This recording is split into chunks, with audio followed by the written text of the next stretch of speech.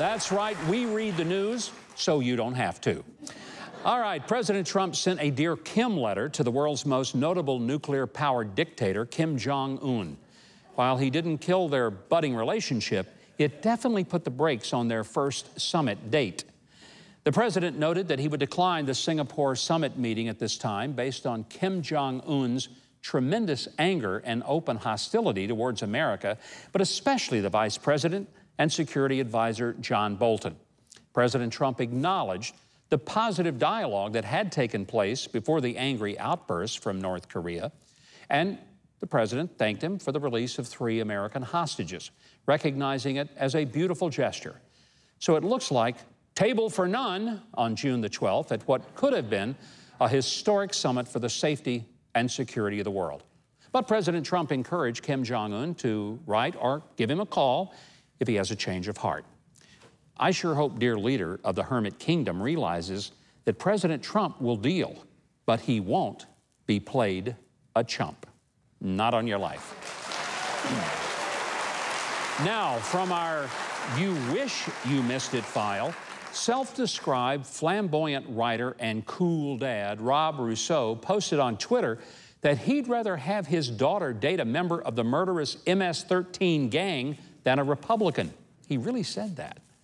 Pretty sure he's a provocateur, as our producers checked the dating sites, ms13.com and OkCupid Killer. Didn't have any results for his daughter, thank God.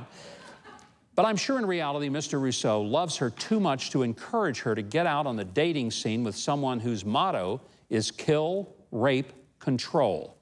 Rob Rousseau's daughter, trust me, you can do better than this. You didn't get to pick your dad, and it appears he's a loon. But you can at least choose who you date, and darling, you can do better than dating the monsters of MS-13, I'm pretty sure. And also, Gina Haspel became the director of the CIA this week. She's the first woman ever to head the agency. It is an amazing triumph for women that's been utterly rejected by the feminist movement. Feminist writer Jessica Valenti declared, anyone who thinks Gina Haspel is a win for women's empowerment doesn't understand there's a huge difference between being a feminist and being a woman who benefited from feminism, whatever that's supposed to mean. And the New York Times presented the narrative that said she was so qualified it could ruin her appointment. Seriously?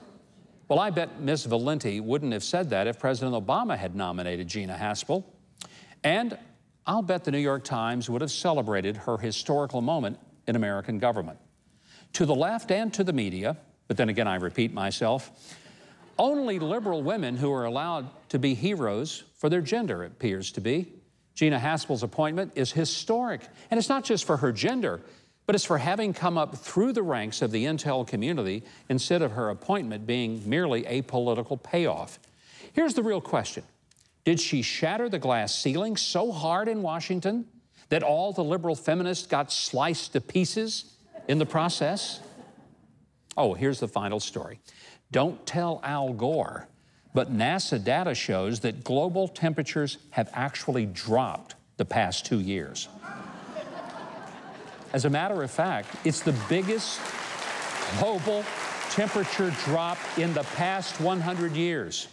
The mainstream media has completely ignored this scientific research. But they have found time to report on people who want to carve President Trump's face into a glacier to prove that climate change is happening. Well, if I were them, I wouldn't rush. Sounds like they're going to have lots more time. So does NASA's data make them global warming deniers? Probably not. But those global cooling facts certainly are a really inconvenient truth. That is for sure. Well, that's all the catching up we can stand this week. But until next time, remember the old saying that if you don't read the news, you're uninformed. If you do read the news, you are misinformed.